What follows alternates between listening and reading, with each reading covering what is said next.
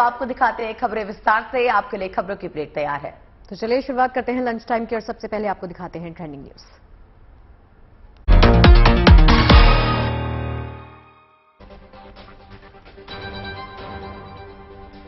नोएडा में श्रीकांत त्यागी के अवैध निर्माण पे चला बुलडोजर, गैंगस्टर एक्ट में हो सकती है कार्रवाई, श्रीकांत की तलाश जारी।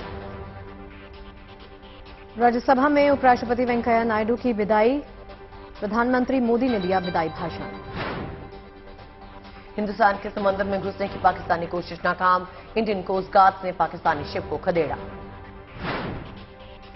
अमेरिका ने जताया मेक इन इंडिया पर भरोसा, युद्धपोत चार्ल्स ब्रू को मरम्मत के लिए हिंदुस्तान भेजा। आज सावन का आखिरी सोमवार, मंदिरों में जुटी भक्तों की भीड़।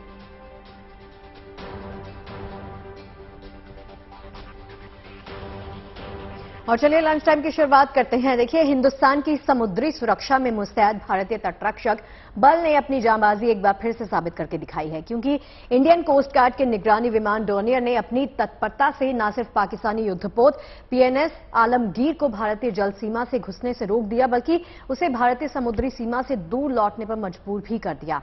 इंडियन कोस्ट गार्ड के निगरानी विमान डॉर्नियर ने यह कमाल तब किया है जब पिछले महीने पाकिस्तानी युद्धपोत भारतीय जल सीमा में चोरी छिपे घुसपैठ की कोशिश कर रहा था।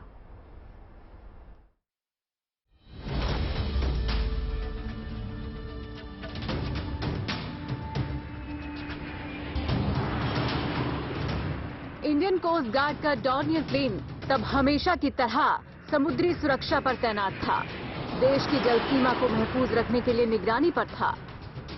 जब उसके रडार ने पाकिस्तानी घुसपैठिए का पता लगाया और उसे भारतीय जल सीमा से खदेड़कर भागने पर मजबूर कर दिया। घटना पिछले महीने की है। भारी मानसून के दौरान समुद्र में ऊंची ऊंची लहरों के बीच पाकिस्तान नौसेना के युद्धपोत पीएनएस आलमगीर ने गुजरात तट पर दिन के समय में भारतीय जल क्षेत्र में प्रवेश करने की कोशिश की थी, लेकिन इससे पहले कि पीएनएस आलमगीर अपने नापाक मंसूबे में कामयाब होता, इंडियन कोस्ट गार्ड के सर्विलांस प्लेन डॉर्नियर ने उसकी करतूत का पता अपने रडार के जरिए लगा लिया। डॉर्नियर विमान ने अपने कमांड सेंटर को भारतीय जल क्षेत्र में पाकिस्तानी युद्धपोत की मौजूदगी के बारे में सूचित किया और उसी वक्त पीएनएस आलमगीर की घेराबंदी कर दी। आलमगीर के ऊपर डॉर्नियर मंडराता रहा। विमान ने पाकिस्तानी युद्धपोत से भारतीय जल क्षेत्र में प्रवेश के बारे में पूछा, लेकिन पीएनएस आलमगीर के कैप्टन ने किसी तरह का जवाब नहीं दिया। इसके बाद डॉर्नियर युद्धपोत के सामने की तरफ बहुत नजदीक से गुजरा और उसे भारतीय सीमा से बाहर जाने की चेतावनी दी। सूत्रों के मुताबिक डॉर्नियर ने पाकिस्तान के जहाज की मंशा जानने के लिए रेडियो संचार सेट पर कॉल भी किया, लेकिन पाकिस्तानी जहाज का कप्तान जवाब देने की जगह खामोश रहा। जब पाकिस्तानी जहाज के इरादे संदिग्ध दिखे तो डॉर्नियर ने उसके सामने 2 से 3 बार एग्रेसिव फॉर्मेशन में उड़ान भरी। पाकिस्तान को डॉर्नियर के आक्रामक होने का अनुमान लग गया, लिहाजा उसने वापस लौटने में ही अपनी भलाई समझी। मुमकिन है कि पाकिस्तान इस घुसपैठ के जरिए समंदर में भारतीय प्रतिक्रिया तंत्र में खामियों का पता लगाने की कोशिश कर रहा होगा, लेकिन इंडियन कोस्ट गार्ड ने जिस तरह रिएक्ट किया उससे पाकिस्तान अवाक रह गया। और इससे पहले कि भारत के जंगी जहाज उसकी घेराबंदी करते, पीएनएस आलमगीर भारतीय सीमा से वापस चला गया। इसके बाद भी डॉर्नियर ने दूर जाने तक पाकिस्तानी जहाज पर नजर रखी। वैसे ये पहली बार नहीं जब पाकिस्तानी नौसेना के किसी युद्धपोत ने ऐसी नापाक हरकत की हो। पाकिस्तानी नौसेना के युद्धपोत लगातार गुजरात तट पर भारतीय संपत्तियों और तैयारियों का जायजा लेने की फिराक में लगे रहते हैं, लेकिन भारतीय तटरक्षक बल की मुस्तैदी के आगे उनकी सारी योजनाएं धरी रह जाती हैं। मंजीत नेगी के साथ bureau report, good news today. Dornier विमान का इस्तेमाल इंडियन कोस्ट गार्ड और नौसेना करती है। आमतौर पर इसका इस्तेमाल टोही विमान के तौर पर किया जाता है। किसी भी मौसम और किसी भी परिस्थिति में उड़ान भरने की इसकी क्षमता इसे खास बनाती है। और अब तो उत्तर पूर्व के राज्यों में बेहतर कनेक्टिविटी के लिए इसका इस्तेमाल कमर्शियल उड़ान में भी किया जाने लगा है, क्योंकि पहाड़ी इलाकों में बने छोटे रनवे से भी डॉर्नियर विमान आसानी से उड़ने और लैंडिंग के लिए सक्षम है।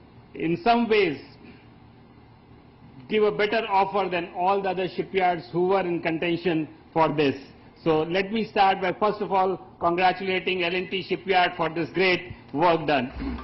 अमेरिका का ये ताकतवर युद्धपोत बरसों से नौसेना की सेवा कर रहा है। ये पोत हिंद प्रशांत में अमेरिकी नौसेना के जंगी बेड़े का अहम हिस्सा है। बरसों तक समंदर में रफ्तार भरने की वजह से अब इस युद्धपोत को मरम्मत की जरूरत थी। इस काम के लिए अमेरिका ने कट्टुपल्ली शिपयार्ड को चुना। अब कट्टुपल्ली शिपयार्ड में चार्ल्स ड्यू 11 दिनों तक रहेगा। इन 11 दिनों में अत्याधुनिक सुविधा से लैस शिपयार्ड युद्धपोत को पूरी तरह दुरुस्त कर देगा। कट्टुपल्ली शिपयार्ड में अत्याधुनिक ऑटोमेटिक ब्लास्टिंग मशीन मौजूद है। इसके साथ ही plasma cutting machine, advance hydraulic machine, विशाल असेंबली वर्कशॉप और भारी वजन उठाने वाली क्रेन से भी शिपयार्ड लैस है। कट्टुपल्ली में अमेरिकी युद्धपोत इस बात की गवाही दे रहा है कि भारत की महत्वाकांक्षी मेक इन इंडिया योजना रंग ला रही है। ये जता रहा है कि ग्लोबल शिप बिल्डिंग इंडस्ट्री में भारत अब पूरी दुनिया में अपनी अलग पहचान बना चुका है।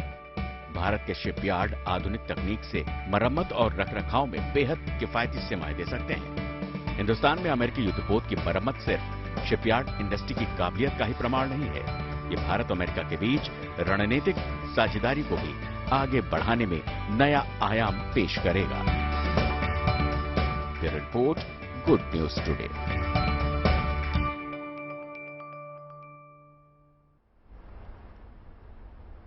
और अब बात आजादी के अमृत महोत्सव की, जिसके रंग में देश इस वक्त रंगा हुआ नजर आ रहा है।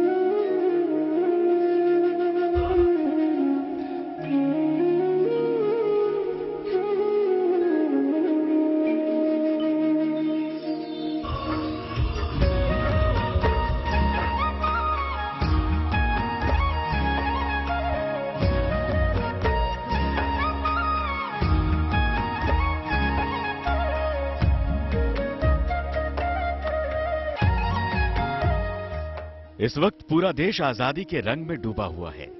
देश में आजादी के अमृत महोत्सव की धूम हर तरफ देखने को मिल रही है। आजादी के अमृत महोत्सव की तैयारियों को लेकर कितना उत्साह है, इसका अंदाजा आप इस तिरंगा रैली को देखकर लगा सकते हैं। महाराष्ट्र के चंद्रपुर में हर घर तिरंगा अभियान को लेकर जन जागृति के लिए बाइक रैली निकाली गई।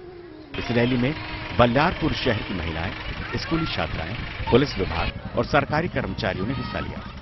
जिस रास्ते से रैली गुजरी, वहां के लोगों ने फूल बरसाकर बड़ी गर्मजोशी से स्वागत किया।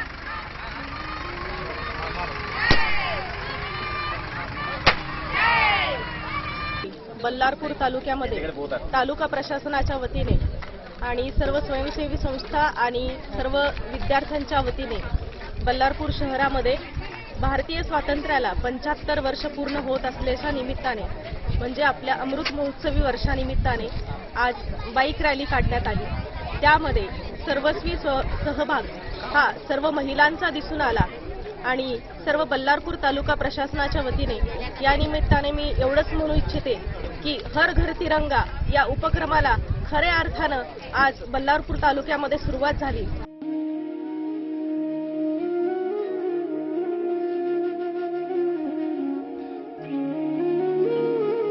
ये तस्वीरें महाराष्ट्र के वाशिम जिले की है। यहाँ आजादी के अमृत महोत्सव के मौके पर जिलाधिकारी कार्यालय को इस कदर बिजली की बत्तियों से गुलजार किया गया है कि पूरी की पूरी इमारत ही तिरंगे के रंग में रंग गई है। ड्रोन से ली गई वाशिम के जिला अधिकारी कार्यालय की ये तस्वीरें बेहद आकर्षक हैं।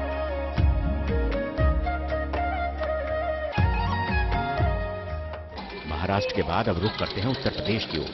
हर घर तिरंगा अभियान को लेकर उत्तर प्रदेश के उन्नाव जिले के DSN महाविद्यालय में एनसीसी के छात्रों में खासा उत्साह दिखाई दे रहा है। खास बात यह है कि यहाँ के छात्र अपने हाथों से तिरंगा झंडा बनाने में जुटे हुए हैं। 150 से 200 झंडा प्रतिदिन बन रहा है और हमारे जो एनसीसी कैडेट्स हैं इनको मैंने प्रोत्साहित किया है कि आप झंडे बनाइए। अब मेरा प्रयास ये है कि जहाँ तक सरकार ने अपने स्तर से व्यवस्थाएं बनाई हैं कि स्कूलों में, कॉलेजेस में झंडे दिए जाएं और उसका एक मूल्य लिया जा रहा है लेकिन बहुत सी ऐसी बस्तियां हमारे जनपद में हैं जहां के लोग झंडा क्रय नहीं कर सकते, खरीद नहीं सकते। तो हमने निर्णय लिया कि ये झंडा उन जगह, उन बस्तियों में देंगे जाकर के जिनको मलिन बस्ती कहा जाता है, और उनमें हम देंगे जो लोग झंडा नहीं क्रय कर सकते, केवल उनको हम झंडा प्रदान करेंगे। ये तस्वीर उत्तर प्रदेश के फतेहपुर जिला कारागार की है। यहाँ भी हर घर तिरंगा अभियान की तैयारियां जोरों पर है। जेल में महिला और पुरुष कैदियों को पहले तिरंगा बनाने के लिए ट्रेन किया गया। आजादी के अमृत महोत्सव के अवसर पर सभी लोगों में देशभक्ति की भावना को जागृत करने का एक बहुत बड़ा मिशन चलाया जा रहा है। तो हम लोगों ने भी ये सोचा कि हमारी तरफ से इस इतने बड़े मिशन में क्या योगदान दिया जा सकता है। कैदी आखिर वो भी तो भारत के नागरिक हैं, भले ही कुछ भटक के, कुछ गलती करके जेल की सलाखों के पीछे आ गए हैं, तो इनका भी कोई रोल और हमारा भी कोई रोल इस इतने बड़े मिशन में होना चाहिए। इसके लिए जेल में तिरंगे बनवाए जा रहे हैं और ये तिरंगे विभिन्न समाजसेवी संस्थाओं के सहयोग से बनवाए जा रहे हैं। कैदियों में गजब का जोश और उत्साह है इन तिरंगों को बनाने के लिए, और इसमें पुरुष कैदियों के साथ साथ महिला कैदी भी अपना योगदान दे रही हैं। हर घर तिरंगा अभियान के तहत 13 से 15 अगस्त तक देशवासियों को अपने घर पर राष्ट्रीय ध्वज फहराने के लिए प्रोत्साहित किया जा रहा है। चंद्रपुर से विकास राजुरकर, वाशिम से जका खान, उन्नाव से विशाल चौहान और फतेहपुर से नीतेश श्रीवास्तव की रिपोर्ट, गुड न्यूज टुडे। यूं तो हिंदुस्तानी सेना के जवान पूरे देश के रखवाले हैं, लेकिन जबलपुर में जम्मू कश्मीर राइफल्स के जवानों ने कुछ मासूमों की रक्षा का भावनात्मक रिश्ता कायम किया है। रक्षा का बंधन देन है एक रेशम की डोरी यानी राखी का, जो एक सार्वजनिक कार्यक्रम में छात्राओं ने जवानों की कलाई पे बांधी। आइए दिखाते हैं आपको ऐसी तस्वीरें जो हिंदुस्तान की संस्कृति और एकता की अनूठी मिसाल बन गई।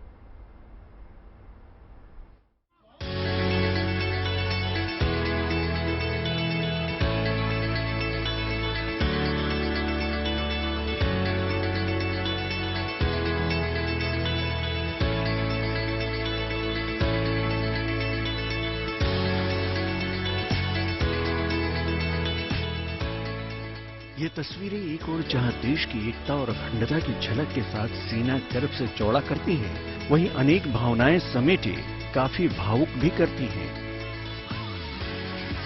देश के वीर सपूतों के सिर जो किसी दुश्मन के सामने आज तक नहीं झुके, इन नन्हे हाथों से तिलक लगवाने के लिए नतमस्तक हैं।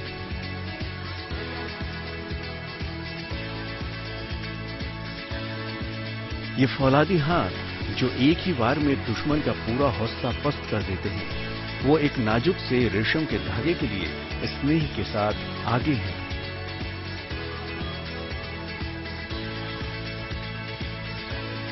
सरहद की रक्षा करने वाले ये जवान आज एक राखी की डोर से बंधकर इन नन्ही छात्राओं की रक्षा के लिए वचनबद्ध हैं। और हो भी क्यों ना, रक्षाबंधन का त्योहार भाई बहन के इस अटूट रिश्ते की गवाह है जो सदियों से निभाया जा रहा है। और तस्वीर जबलपुर की है, जहां छात्राओं ने जेके राइफल्स के जवानों को राखी बांधी और देश के इन रखवालों का स्वागत किया। भारत माता की जय। और देश के इन रखवालों का स्वागत किया भारत मां के जय घोष के साथ। इस शानदार कार्यक्रम के आयोजकों का कहना है कि अपने घरों से दूर तैनात सैनिकों के लिए हर साल रक्षाबंधन का आयोजन किया जाता है। कोरोना काल में यह परंपरा जरूर टूट गई, लेकिन इस बार पूरे उत्साह के साथ इस कार्यक्रम का आयोजन किया जा रहा है। शानदार पहल का हिस्सा बनकर ये स्कूली छात्राएं बेहद उत्साहित हैं। मैं ना कल रात से बहुत एक्साइटेड थी कि मैं घर पे आऊंगी, उनको राखी बांधूंगी, और आज मैंने राखी पे बांधी भी। हमें भी बहुत अच्छा लग रहा है, हम भी एक्साइटमेंट थे कि हम भी राखी बांधेंगे।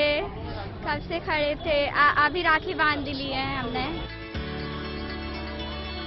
दरअसल हिंदुस्तान की खूबसूरती ये है कि हर त्योहार इतने उत्साह और खुले दिल से मनाया जाता है कि लोगों में एक खास रिश्ता अपने आप ही कायम हो जाता है।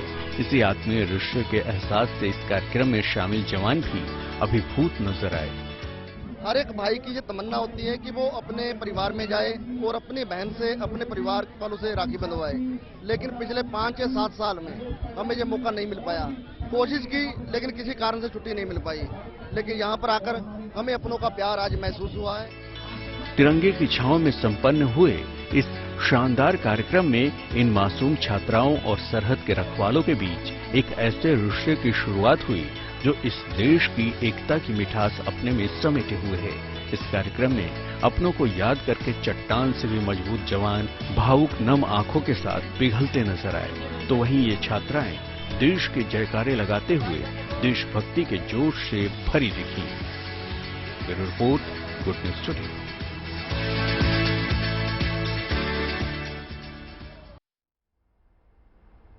देखिए, रक्षाबंधन की हम बात कर रहे हैं जिसका रंग बाजारों में भी अभी से देखने को मिलने लग गया है।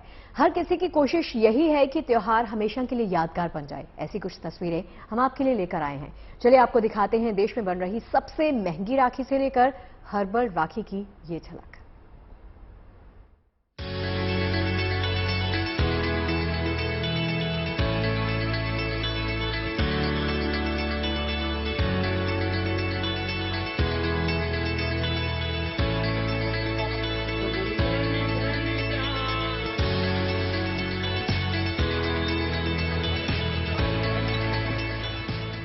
भाई और बहन के प्रेम और स्नेह के त्योहार रक्षाबंधन को लेकर पूरे देश में तैयारियां चल रही हैं।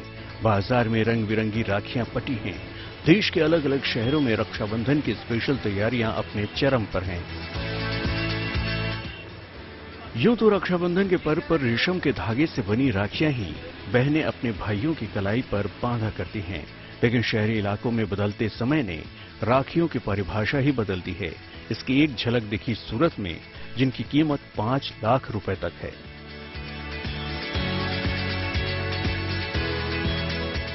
एक राखी की कीमत सुनकर आप भी चौंक ही गए होंगे, लेकिन ये सच है। सूरत के एक ज्वेलरी शोरूम में अलग अलग प्रकार की राखियां सोना, चांदी और प्लेटिनम से तैयार की गई हैं। इस शोरूम में 400 रुपए से लेकर 5 लाख रुपए कीमत तक की राखियां रक्षाबंधन के त्योहार को लेकर तैयार की गई हैं। ज्वेलर दीपक भाई चौकसी का कहना है कि ये राखियां रक्षाबंधन के बाद गहने के रूप में भी पहनी जा सकेंगी। जो सिल्वर का राखी है वो मिनिमम रेंज से स्टार्ट होता है, जो 400 रुपये से स्टार्ट होता है, फिर गोल्ड का, फिर प्लेटिनियम का, और डायमंड का राखी हमारे पास में 2 लाख, 5 लाख, 10 लाख तक की राखी है। उनका एक फायदा ऐसा है कि हम लोग ने ड्यूअल पर्पज से राखी बनाई हुई है। एक जो राखी है वो पहले अभी राखी के हिसाब से दी जाएगी, बाद में पेंडेंट के हिसाब से पहना जाएगा। हालांकि राखी की कीमत लगाना बेहद मुश्किल है, क्योंकि भाई बहन के रिश्तों की गहराई को दर्शाता ये पर्व और इसके पीछे की भावनाएं अनमोल हैं। और यही वजह है कि प्रयागराज में स्नेह के इस बंधन को मनाने का रिवाज कुछ अलग है। यहाँ राखी कलाई पर नहीं बल्कि पेड़ पौधों पर भी बांधी जाती है। और रक्षाबंधन मनाने का ये अनोखा रिवाज है प्रयागराज के ग्रीन मैन कहे जाने वाले प्रोफेसर NB सिंह का, जो पेड़ों और उनकी शाखाओं को अपना परिवार मानते हैं और इसलिए पूरे रीति रिवाज के साथ पेड़ पौधों को राखी बांधते हैं।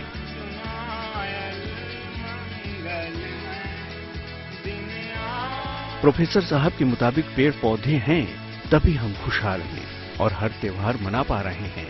यहाँ राखी का मतलब फूलों की माला से है। वृक्ष हमारे लिए जीवित हैं और हमको वृक्षों के लिए कुछ करना होगा। आज हम रक्षा सूत्र बांध करके वृक्षों की सुरक्षा और संरक्षण की जिम्मेदारी लेते हैं। आज हम शपथ लेते हैं, हम नए वृक्ष लगाएंगे, उसके साथ साथ पुराने वृक्षों का संरक्षण करेंगे। खास बात यह है कि इलाहाबाद विश्वविद्यालय कैंपस के चारों तरफ दिखने वाली हरियाली गुरु यानी प्रोफेसर साहब और उनकी टीम की ही देन है। अब प्रोफेसर साहब के शिष्य भी इस मिशन को आगे बढ़ा रहे हैं। प्रयागराज में जहां पर्यावरण वाली राखी है, तो जयपुर के बाजारों में हर्बल राखियों की धूम है। गाय के गोबर से बनी राखियों में पर्यावरण संरक्षण का संदेश है। साथ ही परंपरागत मांडने और पेंटिंग से सजी ये राखियां हर किसी को आकर्षित कर रही हैं।